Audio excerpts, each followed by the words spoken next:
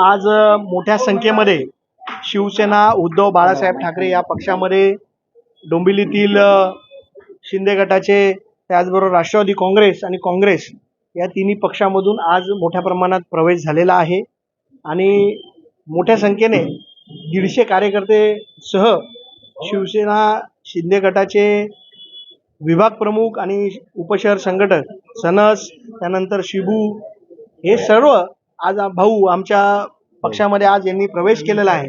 मी आज या सर्व पक्षात प्रवेश केलेल्या सर्व पदाधिकाऱ्यांचं खूप खूप स्वागत करतो आणि या उद्धव साहेबांच्या नेतृत्वाकडे आणि आदित्य ठाकरे साहेबांच्या नेतृत्वाकडे बघून या सर्वांनी आज आमच्या पक्षामध्ये प्रवेश केलेला आहे।